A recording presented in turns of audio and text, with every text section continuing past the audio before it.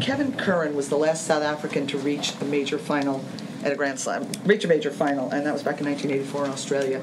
He was also famous for having said that they should drop an A-bomb on the U.S. Open because he didn't like the smell of the place.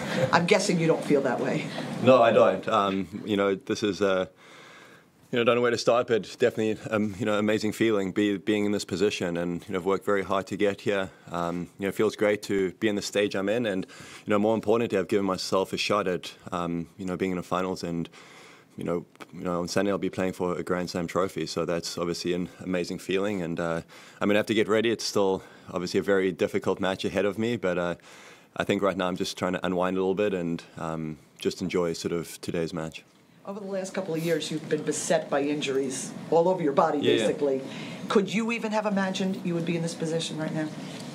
Yeah, I mean, last year was definitely quite tricky for me. A lot of stop and starting, and it was very frustrating because I didn't have necessary injuries there was a couple that definitely forced me away from the tour, but there was also a few that were just constantly nagging injuries and constantly not allowing me to play the tennis that I needed to be playing, and one thing sort of led to the other, and I had a bit of that, and then obviously towards the end of the year, my hip really played up, and that was probably the most severe injury. It seemed like surgery was maybe even on the table, and very fortunate to have escaped that whole thing, and it was very tough not being able to go down to Australia in the beginning of the year, and then even starting this year, I felt I was in very good shape. I'd worked really hard and hitting the ball great, but just wasn't really finding that form out on the match court, and I feel like in the last while it's definitely things have turned around a lot. I think it started on the out on the clay court, just getting more matches under my belt, and I just feel like I've been constantly taking steps in the right direction, and coming into this week, I always just take it one match at a time. So, I didn't think too far ahead. I mean, obviously I would have loved to be in this position. I mean, I felt deep inside I always had a chance, but I feel like you sort of put that at bay and really just focus on each match, and that's what I've done, and here I am almost 2 weeks later in the final, so that's obviously a great feeling. Kevin, what are your thoughts and your emotions about the opportunity you have in front of you now? Yeah, as I was saying, it's still pretty emotional about today's match, but as you said, I have to start preparing for my next match very quickly, because it's going to be a very tough match up against both guys who are Grand Slam champions, who have been on this stage before, been on this court on the finals on a Sunday, so it's obviously new for me. But I think what I've been doing very well is sort of trying to put all those outside factors at bay quite a lot. I've been really focused on just trying to take care of my business on my side of the court. I feel like it's been working well for me. So, I'm not going to do anything much different. Same sort of things. Recovering tomorrow, it was quite physical tonight's match. Have to be 100% for my, my next match, but my body's healthy. Just a little fatigue, so obviously recovery, and then I'm going to treat it like each match that I have throughout these 2 weeks at least. That's what I'm going to try and do. You touched on it. We don't know which one of the two players will be your opponent, but could you take each one separately and describe the challenge and the strategic concerns that you have against each? Yeah, sure. I've played both guys a few times. Nadal's, I think, one of the greatest competitors in, sports, period. He's an amazing fighter. He really controls the court well. So, the few times I've played him, I really need to be dominant and control proceedings as much as possible, because if you let him do it, it's very difficult. And, one on the other side, different player, serve. He's been serving very well, it looks like. He's got a huge forehand. And, people have looked at his back end since his injuries and stuff, but, I think he's done an amazing job. And I think in some ways it actually has helped his game, I think, because, I played him earlier this year in Delray Beach, and while it's maybe not as powerful as before, I think it's just as consistent, and it doesn't give you too much pace to work with, and I think it gives him a bit more time to look to use his forehand a little bit. He's hitting more slices, he's throwing in more variety, so obviously is a, very, very tough competitor. And as I said earlier, both guys have won this tournament before, so they'll be a bit more experienced. But I'm just going to have to, as I said, just really try to take care of my side of the court. Obviously very high quality tennis tonight. If you could just comment on that. And yep. ability to prevail out there in Arthur Ashe Court Stadium, and just the level of confidence you can provide. Yeah, I thought the beginning of the match, I felt a little bit nervous. I have to say I felt my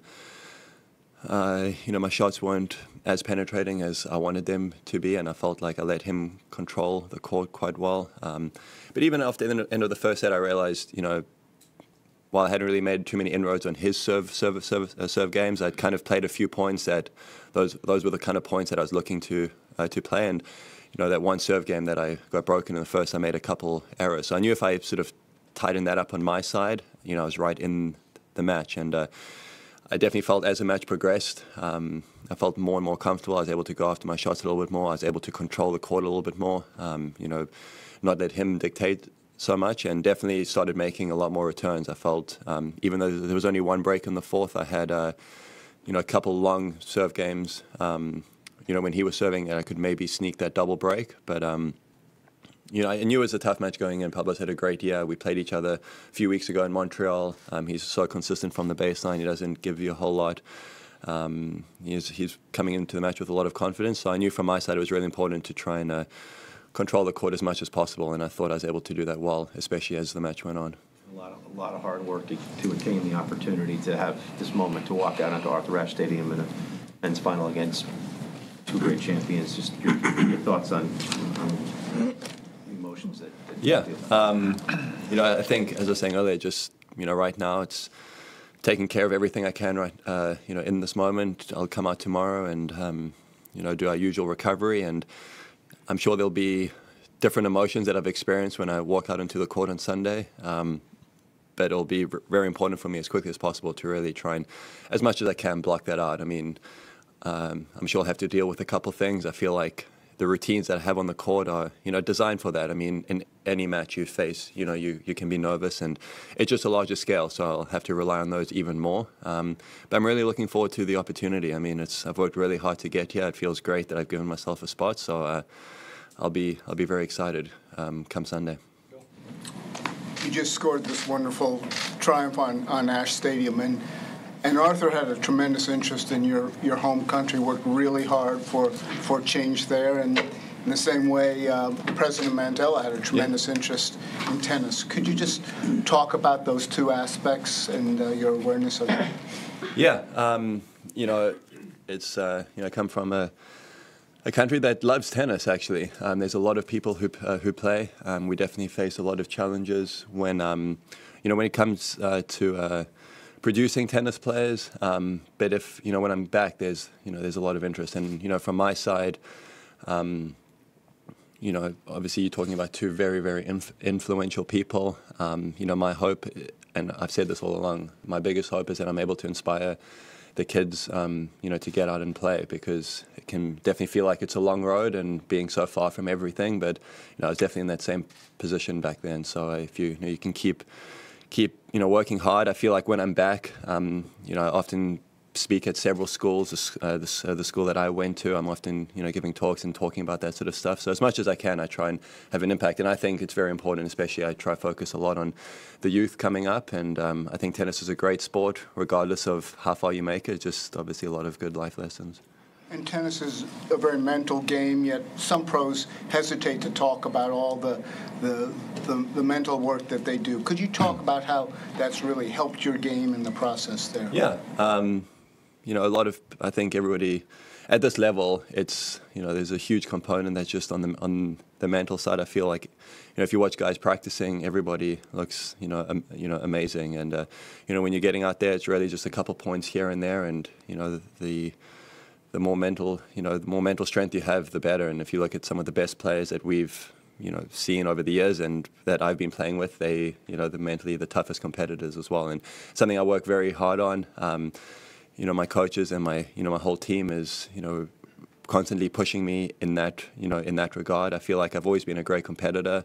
I feel like for me, some of the challenges have been to, I think, trust my ability a little bit more. I've always been very critical about myself. I feel like I'm just being a bit more patient with myself. I feel like that's been a pretty big change I've implemented in the last few months. Rather looking for all the stuff that I'm doing very well, and I've worked very hard to when I'm out there to hit, a lot of good shots, and I definitely try to focus a bit more on the positive stuff now.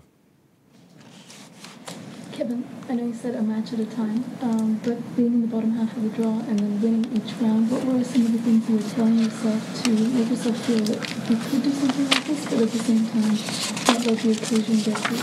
Yeah, I don't look too far ahead in the draw, and I really didn't know who I was playing until literally I finished my previous match. Up until when I played Paolo Lorenzi, I knew, the winner of us would play the winner of Sam and Misha. Obviously, if you have press or whatever, you might hear that. I definitely heard, that the bottom half, a lot of the top guys who we so accustomed to doing very well, weren't there. So I guess, of course, I knew in my mind there was, maybe an opportunity there, but I must be honest, I didn't really focus too much on that. I mean, I heard sort of early on that, Sasha Zverev was in my section. Obviously, I've had 2 tough matches with him, but, Borna played a great match against him, and I was able to play a good match against Borna. So, as I've been saying this for a few days, I think we're just so accustomed to these, a few guys who have done so well, exceptional consistency, and it's tough beating those guys because they've had so much experience at this level. But even with them out, there's still been a lot of challenges that I've had to face throughout this week. I've played some of the best tennis players in the world. It's different faces, so it's new experiences for both of us. And fortunately, I was able to, come through. You've gotten a lot of attention for the fist pumping. Could you just talk a little bit about whether it changes what you're feeling during a match, and just the first few matches when you were trying it, was it? Yeah, I don't know. It's sort of asked a few times. I just, I feel like it allows me to play better tennis, and that's something I've always been looking, at any edge I can get. And, everybody talks about how important the mental side is. So the faster you can reset after maybe a point that hasn't gone your way or maybe a missed opportunity, definitely the better. And when you've played a good point, and sort of acknowledging that also has a lot of positive, effects that increases your confidence level. So, I think at first it took me a little bit while, but as I've been playing more and more matches, it feels more and more comfortable, and I'm not sort of too aware of it right now. I feel like I'm trying to put as much as I can out there, and I feel like it allows me to play better tennis, and it's something that I'm definitely going to look to continue. One question each. Kevin, can you just say a little bit more about your hip injury? What was it, and how close did you come to surgery? Yeah, it was diagnosed as a labrum tear, and I spoke to several doctors, and it's a tricky injury. If anybody has labrum issues, they'd like to talk to me about it, feel free. But I learned a lot about it, and it's tricky. I just have the approach, and after speaking to a lot of people who had similar issues, surgery is always sort of the last resort. And I was fortunate enough to be acquainted with some very good physios who thought that I could beat it without getting surgery. And it took a lot of work. Several hours a day over 2 months, and even after that, another couple of months of rehab. But I feel like obviously the biggest plus is when all the work you do really pays off, for a surgery just becomes a whole different ball game. So it's something I was fortunate enough to avoid.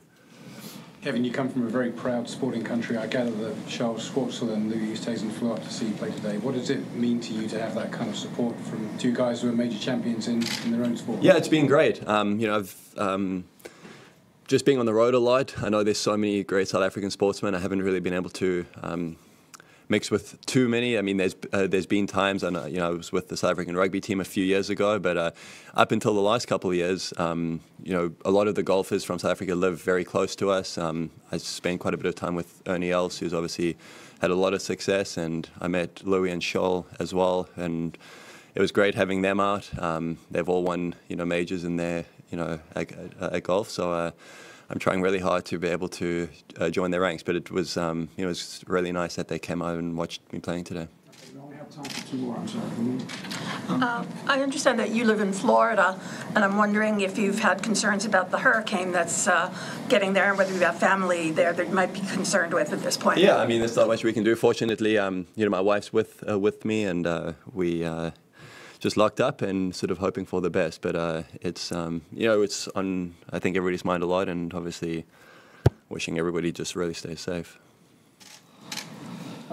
That 85 Wimbledon, before you were born, is one of the most famous ones. And Curran was the first player ever to beat McEnroe and Connors in the same slam, and he destroyed them. And I was wondering, as a kid, was that a presence in your life in terms of people talking about it a lot? Yeah, I mean, definitely knew about it. I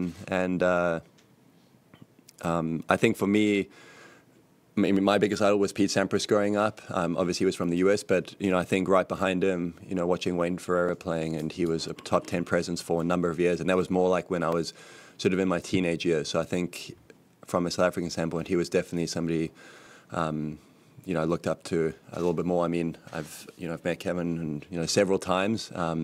Just it was a little young for me, in terms of watching too much of his playing.